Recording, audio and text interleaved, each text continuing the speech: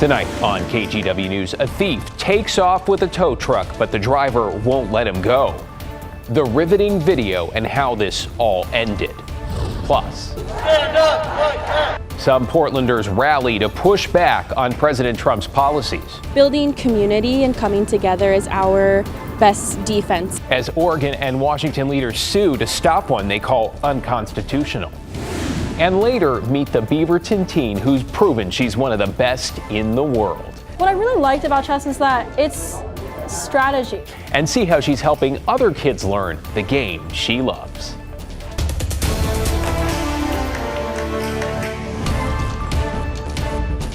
Thanks for joining us. I'm David Mulco. We begin tonight with that wild carjacking of a Portland tow truck with a suspect now on trial and video from on board the truck, a huge part of the case. Alma McCarty was in the courtroom this afternoon and joins us with a closer look. Alma? David, during opening statements, prosecutors showed video that clearly shows a man named Eric Streitzel jumping into the tow truck as the driver jumps onto the back to try to stop him.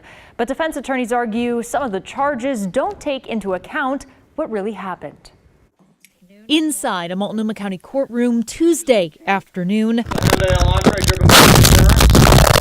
a jury watched this video of a crash following the carjacking of a tow truck. With Mr. Christ still hanging on for dear life, it is a miracle that this man did not die. On July 10th, 2023, a tow truck driver by the name of Travis Christ was in the process of towing a car after a wreck near the Moda Center. But before he knew it, the suspect, Eric Streitzel, made a move. Here's his defense attorney. Unhoused, unmedicated, unstable. He didn't exactly know what was happening moment to moment. He was walking barefoot on the steel bridge. He saw a tow truck idling with no one in it, and without pausing, he jumped into that tow truck and he threw it in drive. Is that you jumping on the back? That is correct.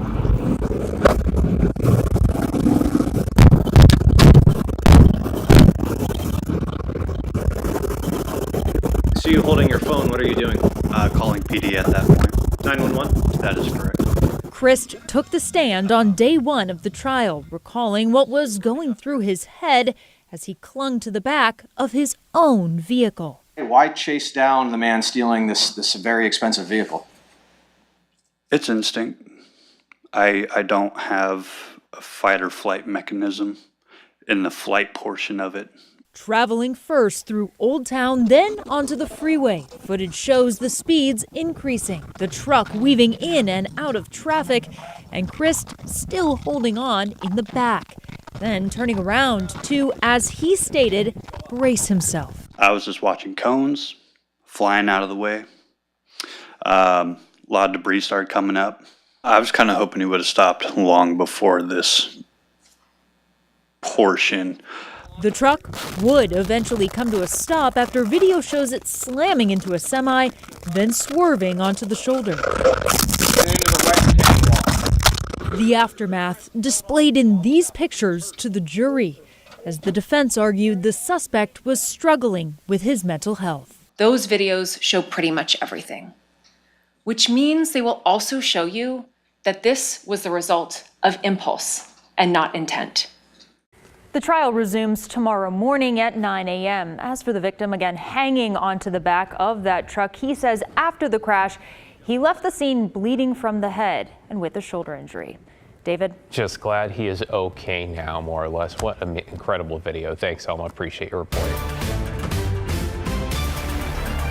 Let's take you to the White House now. On President Trump's first full day in office, some of his policies around immigration are already facing lawsuits and growing backlash. Gabe Gutierrez has the update from Washington. At the National Cathedral today, prayer and politics collided. The vast majority of immigrants are not criminals. With President Trump looking on, the bishop delivered an unusually political sermon criticizing his deportation plan. I ask you to have mercy, Mr. President, on those in our communities whose children fear that their parents will be taken away. The president later responding. I didn't think it was a good service, no. They could do much better.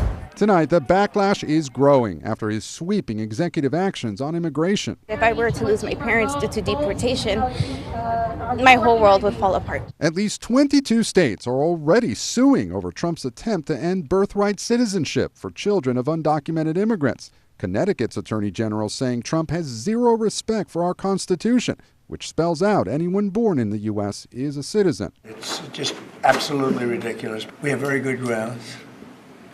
People have wanted to do this for decades. The president also halting the program that resettles refugees in the U.S., including Afghans fleeing the Taliban. They haven't received clarifying information, and they're scared that they're going to die. But Trump won the election after pledging tougher border security. This Republican county commissioner in Chicago supports Trump's immigration crackdown after more than 51,000 migrants arrived there. Funding is absolutely not sustainable. Between the county, between the city, we've spent nearly $1 billion. And after labeling cartels foreign terrorist organizations, Trump is not ruling out sending special forces into Mexico. Stranger things have happened. Mexico's president said today that her country would defend its sovereignty, but act in a humanitarian way with migrants waiting across the border. Gabe Gutierrez reporting there. The president has also ended a policy that kept immigration officers from arresting undocumented migrants in sensitive locations, including schools and churches. By the way, Oregon and Washington are part of that lawsuit over the executive order on birthright citizenship. Attorneys general for both states today calling the move unconstitutional and arguing U.S. citizenship for anyone born on U.S. soil is enshrined in the 14th Amendment. Generations of policymakers and lawmakers in this country, from the Supreme Court to Congress, and until now the executive branch, have upheld this right throughout our history. Washington's AG also filed a temporary restraining order today to keep that policy from going into effect. Meanwhile, many Republicans, including the sole Republican member of Oregon's congressional delegation, are largely defending the president's immigration orders. Congressman Cliff Bentz telling us today while he thinks the executive order on birthright citizenship will likely be a tough fight that could go all the way to the Supreme Court, he believes some people are taking advantage of the current laws, with families crossing the border with the specific intent of giving birth to children who will become U.S. citizens. Being a citizen of the United States is a huge deal. It's a wonderful thing to be a citizen of this country, and I don't blame them for wanting that citizenship for their children, but I do not think that this is what the people writing the Constitution had in mind. Congressman Bentz added he believes sanctuary cities like Portland are breaking the law and warned they are setting themselves up for conflict with the Trump administration. Meanwhile, 200 or so people gathered at Waterfront Park tonight to protest President Trump and many of his policies. Catherine Cook was there and talked with some of the organizers. Catherine? David, they called tonight's rally the People's Inauguration, a chance to empower each other after watching Trump regain power on Monday. Now, the same group rallied right after Trump was elected, and in the 2.5 months since then, they say their emotions have changed. Who here is enraged that Trump took office yesterday? At Waterfront Park in downtown Portland. Okay, and who here is ready to fight? About 200 people said they would fight Donald Trump's second presidency. In his first few minutes of becoming president, Trump signed more executive orders than we can count. It was a huge abuse of presidential power. Cody Urban is with International League of People Struggle.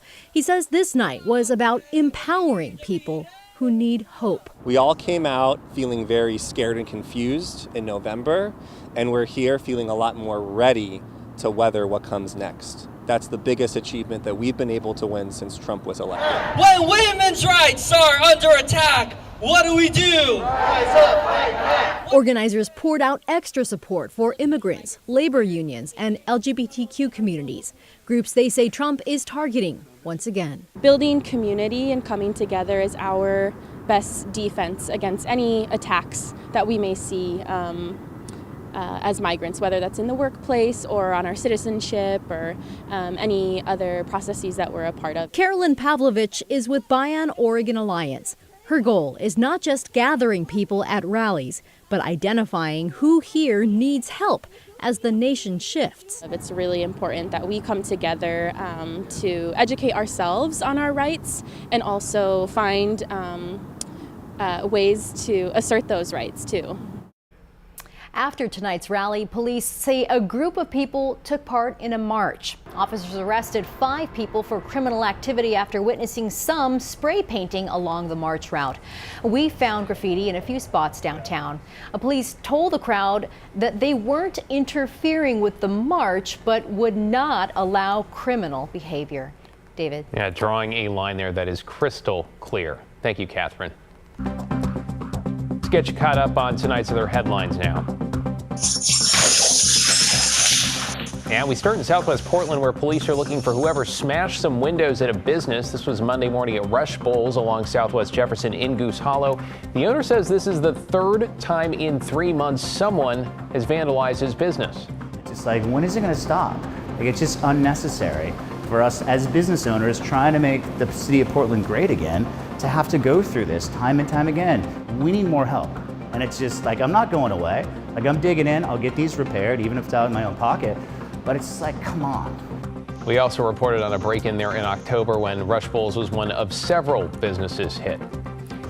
In Washington County, a man has been sentenced to 5 years in prison for crimes that include calling a neighbor a racial slur. Prosecutors say Ryan Darby pleaded guilty to bias crime, felony assault, and unlawful use of a weapon. Last June, they say he called his black neighbor a racial slur before striking him across the face. And then in November, prosecutors say Darby threatened his girlfriend and her friend with a knife. And the Oregon DMV office at Mall 205 is permanently closing at the end of this month. ODOT says it's had some maintenance issues with that facility that they haven't been able to resolve with the mall, and now it's working to find a new location. Other DMV locations will remain open, though to get through the system faster, officials say be sure to make an appointment online.